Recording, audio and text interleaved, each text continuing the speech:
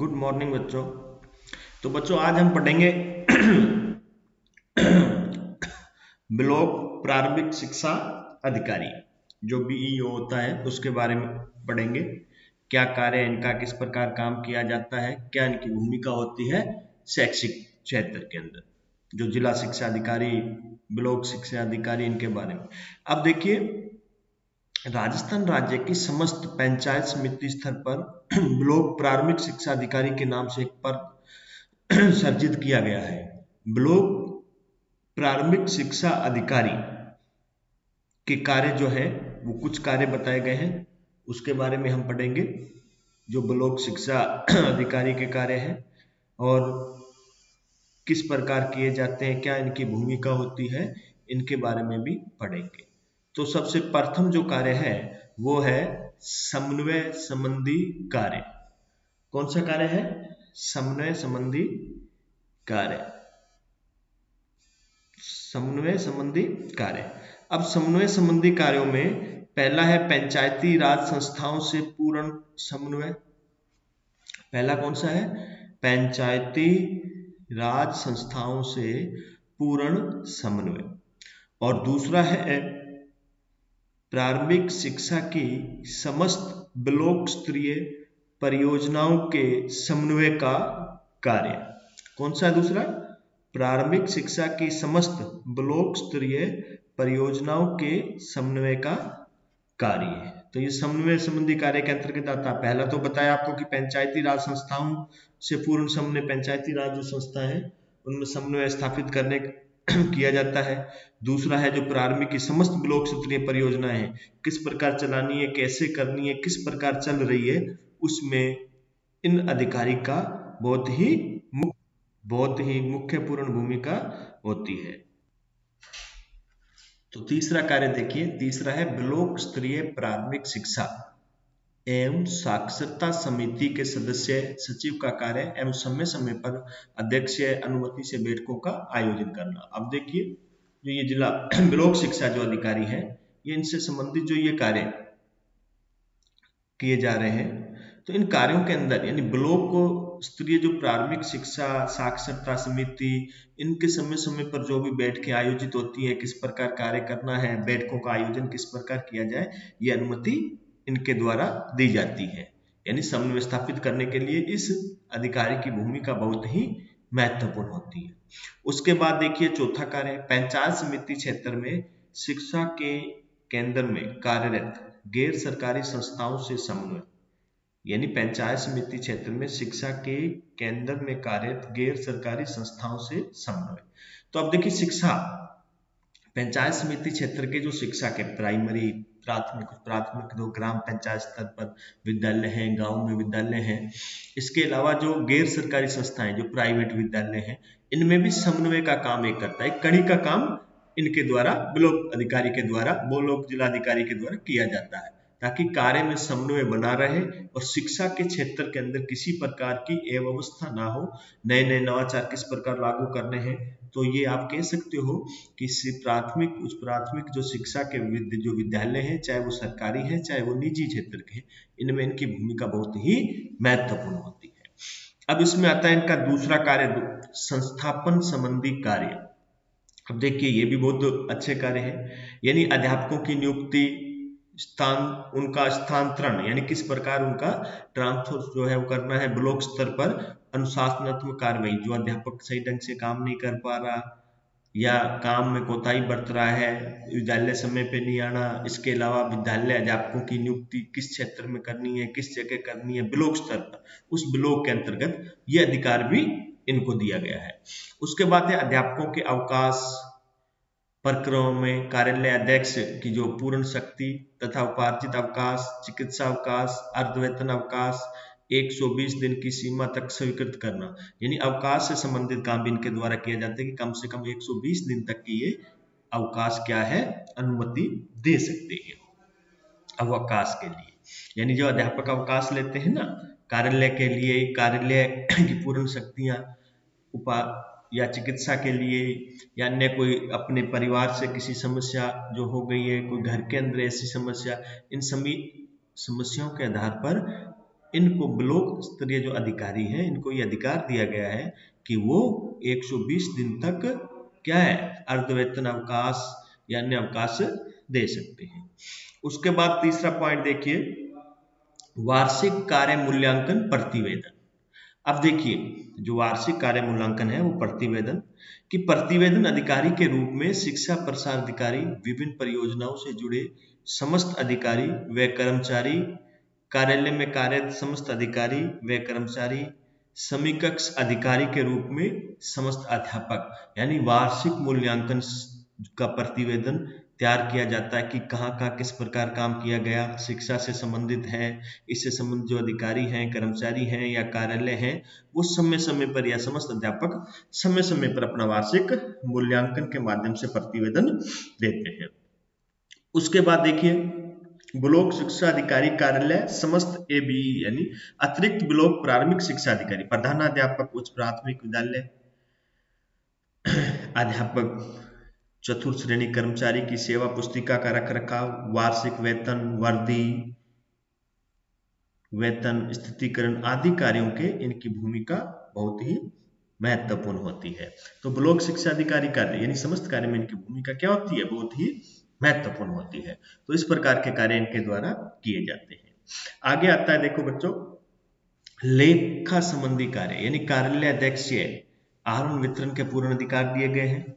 शिक्षा विभागीय शिक्षकों व अधिकारियों के वितरण संबंधी जो कार्य हैं, चाहे उप कोषागार है, कोषागार के माध्यम से जो किए जा रहे हैं। इसके अलावा ब्लॉक स्तर केंद्र सहयोगी कार्यालय से संबंधित प्रतिनियुक्ति, कार्मिक के वेतन आदि कार्य किए गए हैं।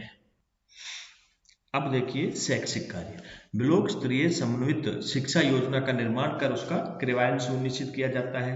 नंबर 2, क्षेत्र समुदाय की आवश्यकताओं के अनुसार नामांकन, ठहराव एवं तत्व संबंधी गतिविधियों का आयोजन एवं अभिलेख का रखरखाव किया जाता है। सरकार द्वारा संचालित योजनाओं अभियानों का निरीक्षण करना, यानी जो भी योजनाएं प्राथमिक स्तर पर जो भी काम, जो भी गतिविधियां होती है उनमें इनकी भूमिका बहुत बड़ी होती है। विभिन्न योजनाओं की कार्यान्वयन करने के साथ साथ उनकी निगरानी भी की जाती है। ब्लॉक स्तर पर जो भी शिक्षा योजना होती है इनमें इनका ये सुनिश्चित करना कि कार्य वास्तव में सही ढंग से हो रहा है या नहीं हो पा रहा, तो ये सारे कार्य इनके द्वारा किए जाते हैं। इसके अलावा नंबर 4 देखिए, विभागीय पंचांग अनुसार समस्त शैक्षिक और जो शैक्षिक गतिविधियां होती हैं उनको सफल संचालन के लिए समय समय पर ये सुनिश्चित करने के अधिकार दिए गए हैं। यानी विभिन्न प्रकार का जो कार्यक्रम होता है, चाहे वो स्काउट हो, खेलकूद हो, सांस्कृतिक कार्यक्रम हो, स्वास्थ्य सेवा से संबंधित हो, इन कार्यक्रमों में इनको किस प्रकार सफल बनाना है, कैसे करना है, इन अभियानों को सुनिश्चित करने का जो है अधिकार भी ब्लॉक स्तर पर इनको दिया गया है। उसके बाद 5वां देखिए, पाठ्य पुस्तक, पोशाक, शिक्षण अधिगम सामग्री आदि का निरीक्षण करना। ये भी सही है कि पाठ्य पुस्तक से संबंधित विद्यालय में जो काम इनके द्वारा किया जाता है, किन विद्यालय में कितनी पाठ्य पुस्तक पहुंची है, रख रखाव वहां का कैसा है, उपलब्ध हो पा रही है नहीं हो पा रही। पोषाहार जो मिड डे मील जो कार्यक्रम चलाया गया था केंद्र सरकार के सहयोग से, विभिन्न राज्य सरकारें हर राज्य के हर विद्यालय में जो प्राथमिक विद्यालय में चलाई जा रहे हैं, तो इनमें इस सब चीजों का जो भी होता है, इन सभी चीजों की जो सामग्री आदि का निरीक्षण इनके द्वारा किया जा रहा है। तो आप कह सकते हो कि ब्लॉक स्तर पर, बड़े स्तर पर अच्छे काम, प्राथमिक और स्थानीय स्तर पर बड़े अच्छे ढंग से इस तरीके से काम किए जा रहे हैं जो शिक्षा का जो क्षेत्र है उसमें गुणात्मक सुधार हो सके, इसी के आधार पर काम किए जा रहे हैं। इसके अलावा निदेशक प्रारंभिक अन्य कार्य है, जिला शिक्षा अधिकारी एवं परियोजना से जुड़े उच्च अधिकारियों द्वारा समय समय पर आवंटित अन्य सभी आदेशों का पालन करना। यानी शिक्षा से प्रारंभिक शिक्षा निदेशक है, जिला शिक्षा अधिकारी है, वो इन ब्लॉक स्तर पर समय समय पर क्या निर्देश दिए जाते हैं उच्च अधिकारियों के द्वारा, शिक्षा से संबंधित किस प्रकार काम करना है, विभिन्न योजनाएं जिले स्तर पर, पंचायत स्तर पर, तहसील स्तर पर किस प्रकार लागू करनी है। इन योजनाओं को लागू करने में उच्च अधिकारियों के जो दिशा निर्देश होते हैं उसी के आधार पर काम किए जा रहे हैं। इसके अलावा समय के कार्यालय का निरीक्षण व 1 वर्ष में एक बार उसका अनुवर्त करना, यानी अपने कार्यालय का भी निरीक्षण करना 1 वर्ष में कम से कम कि कितना और किस स्तर पर हम काम कर चुके हैं और हमें कितना करना है। तो ये आप कह सकते हो कि ब्लॉक स्तर पर ये कार्य जो है ये महत्वपूर्ण कार्य है, जो शिक्षा के क्षेत्र में आने वाले समय में और वर्तमान में बहुत ही अच्छे प्रयास किए जा रहे हैं, जिसमें गुणात्मक शिक्षा में वृद्धि की जा सके, प्राथमिक शिक्षा में अपव्यय अवरोधन की समस्या को दूर किया जा सके, खेल कूद हो, चाहे सांस्कृतिक कार्यक्रम हो या स्वास्थ्य से संबंधित हो, इन कार्यक्रमों को सुचारू चलाने और इनको मजबूत करने के लिए ब्लॉक स्तर का जो काम है बड़े अच्छे ढंग से किया जा रहा है। अब तीसरा कार्य देखिए, पंचायत समिति एवं उपखंड अधिकारी स्तरीय बैठकों में उपस्थित होना, यह भी सही है। यानी पंचायत समिति या उपखंड स्तरीय जो बैठकें होती है उसमें उपस्थित होने को उनको अधिकार है कि बैठकों का संचालन व्यवस्था जो होती है उसको देखा जाता है, किस प्रकार के काम, कौन सी योजनाएं प्रभावी ढंग से लागू की जा रही हैं या नहीं की जा रही। इसके अलावा शिक्षक पुरस्कार के लिए शिक्षकों का नाम प्रस्तावित करना, यानी जो अध्यापक शिक्षक पुरस्कार के लिए जो पुरस्कार दिए जा रहे हैं उनके नाम प्रस्तावित करना, भी कौन कौन से पुरस्कार किस प्रकार और कैसे शिक्षकों को दी जाए। देखिए, शिक्षक पुरस्कार जो दिए जाते हैं वो अपने क्षेत्र में, शिक्षा के क्षेत्र में अच्छा काम करने के लिए दिए जाता है कि विद्यालय का चाहे वो परीक्षा परिणाम किस प्रकार रहा है उस विद्यालय का, अध्यापक की शिक्षा के क्षेत्र में क्या भूमिका रही है और शैक्षिक गतिविधियों में किस प्रकार की भूमिका उसने निभाई है शिक्षा के क्षेत्र में, उसी को आधार बनाकर शिक्षक पुरस्कार के नाम इनके द्वारा प्रस्तावित किए जाते हैं।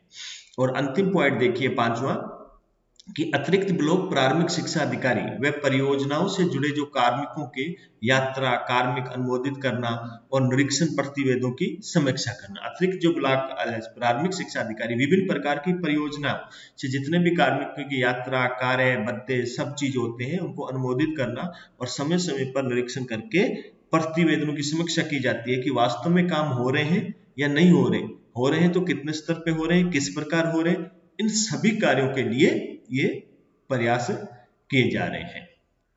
अब आगे हम पढ़ेंगे बच्चों शिक्षा संबंधी विभिन्न प्रशासनिक सहयोगी संस्थाएं, उनके बारे में पढ़ेंगे। अब देखिए, शिक्षा संबंधी विभिन्न प्रशासनिक जो सहयोगी संस्थाएं, नंबर 1 पे है राजस्थान प्रारंभिक शिक्षा परिषद।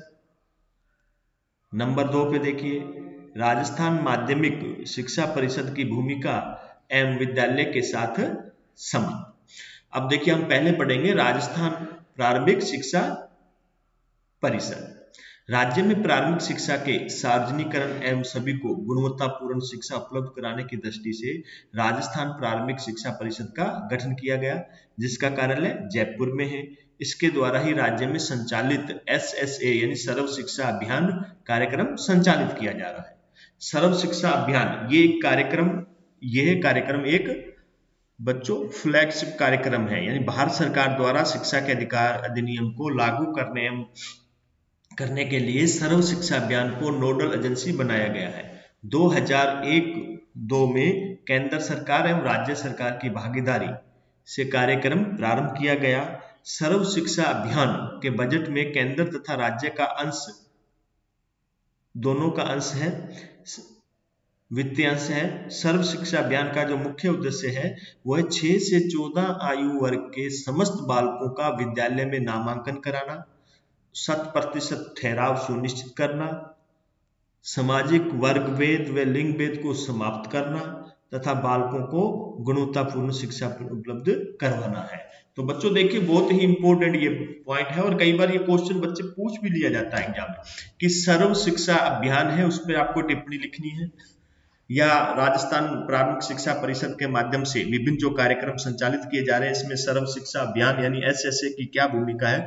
तो बच्चों देखिए, ये एक ऐसा कार्यक्रम है जो भारत सरकार द्वारा 2001-2 में केंद्र और राज्य सरकार के सहयोग से प्रारंभ किया गया था और इस सर्व शिक्षा अभियान का बजट केंद्र और राज्य दोनों का ही अंश है। और इस अभियान का, सर्व शिक्षा अभियान का जो मुख्य उद्देश्य है कि 6 से 14 वर्ष के बच्चों को शिक्षा के साथ साथ विद्यालय में उनका ठहराव होना, नामांकन सुनिश्चित किया जाए कि बच्चे क्लास में आने के बाद भागेंगे नहीं, विद्यालय बीच में छोड़ के नहीं जाएंगे, 1 वर्ष से अधिक एक क्लास में समय नहीं लगाएंगे यानी फेल नहीं होंगे। दूसरा, सामाजिक भेदभाव दूर करना, लिंग भेद, लिंग के आधार पर किसी प्रकार का भेदभाव ऐसा नहीं किया जाएगा, ये इस अभियान के मुख्य उद्देश्य थे। और सबसे महत्वपूर्ण कि बालकों को जो शिक्षा दी जाए वो गुणवत्तापूर्ण शिक्षा होनी चाहिए कि विकास हो, बालकों को कुछ समझ सकें, वो शिक्षा भविष्य में भी इनको काम आए। तो इस प्रकार ये सर्व शिक्षा अभियान का जो मुख्य पूर्ण ये भूमिका थी। अब सर्व शिक्षा अभियान की मुख्य गतिविधियां जो है वो निम्न अनुसार हैं। तो सर्व शिक्षा अभियान का नंबर पहले देखिए, प्रमुख जो मुख्य गतिविधियां हैं उनमें पहली नंबर है शिक्षा गुणवत्ता। तो बच्चों देखिए, कक्षा 1 से 8 तक के बच्चों को गुणवत्तापूर्ण शिक्षा देने हेतु निम्न गतिविधियां आयोजित की गई है।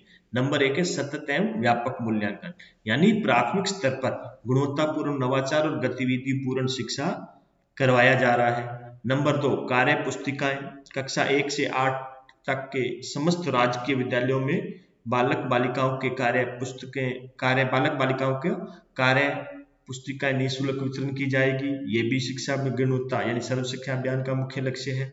गतिविधियां हैं कंप्यूटर आधारित शिक्षण, यानी कक्षा 6 से 8 तक के बच्चों को विज्ञान गणित व गणित विषयों को सरल तरीके से पढ़ाने हेतु कंप्यूटर के माध्यम से शिक्षण करवाया जाता है। नंबर 5 यानी फर्स्ट पॉइंट का 5 चौथा नंबर देखिए, विज्ञान किट का निःशुल्क वितरण, यानी बच्चों को विज्ञान के प्रति जिज्ञासा उत्पन्न करने के लिए, उसके विज्ञान विषय को रुचिपूर्ण बनाने के लिए प्राथमिक कक्षा के बच्चों को विज्ञान व गणित विषय को सरल तरीके से करवाया जाए, इसके लिए निःशुल्क विज्ञान व गणित किट की व्यवस्था की गई है।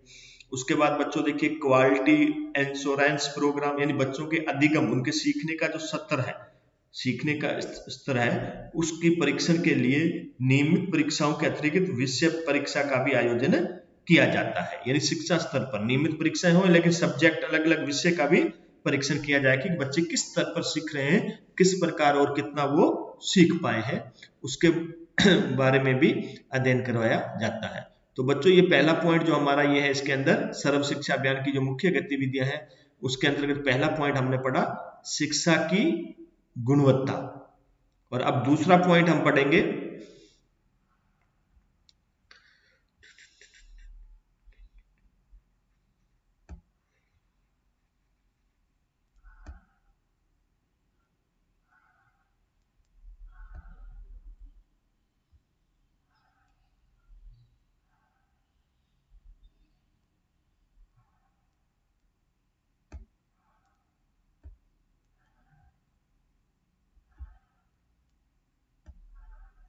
दूसरा पॉइंट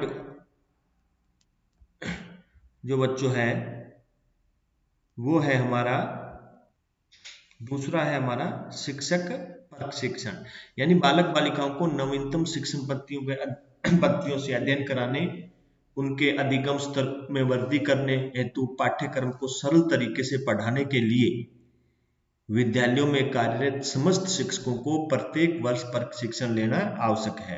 यानी विद्यालय इस बालक बालिकाओं के शिक्षा में नई तकनीकी नवाचार लाने के लिए समय समय पर अध्यापकों के कैंप लगाए जाते हैं और उनको प्रशिक्षण दिया जाता है। जो नए अध्यापक होते हैं उनको प्रशिक्षण दिया जाता है और पाठ्यक्रम को किस प्रकार सरल बना के पढ़ाना है, कैसे पढ़ाना है, इन सब शिक्षकों के लिए काम किया जाता है। और शिक्षक इस प्रशिक्षण में भाग लेकर विद्यालय में बच्चों को क्या करते हैं, खुद के प्रशिक्षण के माध्यम के अनुभव के माध्यम से जो पाठ्यक्रम है, पढ़ाने की विभिन्न जो शिक्षण पद्धतियां हैं उनको सरल तरीके से सिखाने का प्रयास करते हैं। उसके बाद शिक्षक अनुदान, यानी बच्चों और शिक्षकों की सृजनशीलता को उभारने तथा शिक्षक को रोचक एवं प्रभावी बनाने की दृष्टि से शिक्षण अधिगम सामग्री हेतु 500 रुपए प्रति शिक्षक अनुदान का प्रावधान किया गया है। यानी आज बच्चों को अनुदान दिया जाता है कि अच्छे ढंग से पढ़ाने, शिक्षक को रोचक बनाने, प्रभावी बनाने के लिए अनुदान सरकार के माध्यम से दिया जाता है। उसके बाद बच्चों विद्यालय सुविधा अनुदान राशि, यानी सर्व शिक्षा अभियान के अंतर्गत प्राथमिक व उच्च प्राथमिक विद्यालयों की सामान्य शैक्षणिक एवं भौतिक आवश्यकताओं की पूर्ति तथा पुराने उपकरण के प्रतिस्थापन हेतु प्रति प्राथमिक कक्षाओं वाले विद्यालयों को 5,000 रुपए तथा उच्च प्राथमिक कक्षाओं वाले विद्यालयों को 7,000 रुपए स्कूल ग्रांट दिए जाने का प्रावधान किया गया है। यदि विद्यालय कक्षा 1 से 8 तक का है तो 5,000 प्लस 7,000 यानी 12,000 रुपए दिया जाएगा। यानी विद्यालय सुविधा अनुदान राशि उपलब्ध, जो सर्व शिक्षा अभियान के अंतर्गत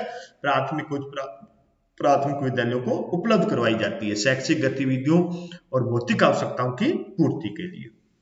उसके बाद बच्चों माई गैटरी छात्रावास यानी गुमंतकों तथा मजदूरी पलायन करने वाले जो समुदाय के बालक बालिकाओं के लिए बजट में ये प्रावधान किया गया है, उनके लिए अलग से माइग्रेटरी छात्रावास यानी बालक बालिकाओं के लिए अलग से छात्रावास की व्यवस्था की गई है। किनके लिए? जो गुमंतकों तथा मजदूरी के लिए एक स्थान से दूसरे स्थान पलायन कर रहे हैं।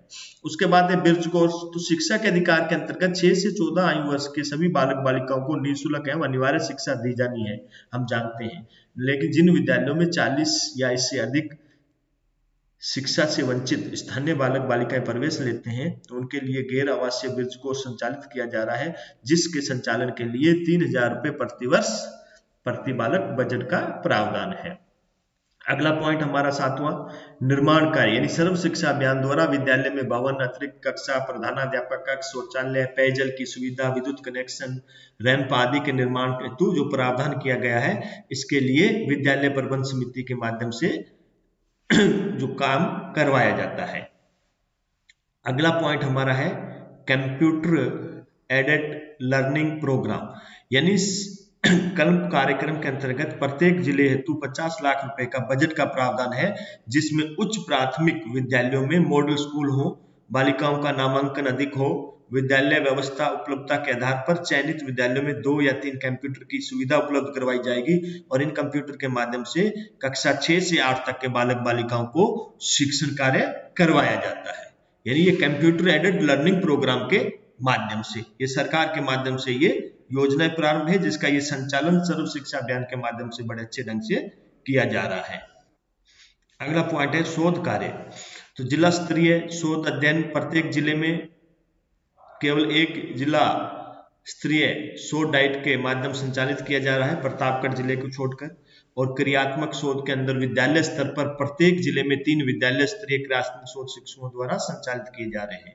इसके अलावा निम्न कार्यक्रम SSA यानी सार्वजनिक सर्व शिक्षा अभियान के द्वारा भी कराए जा रहे हैं।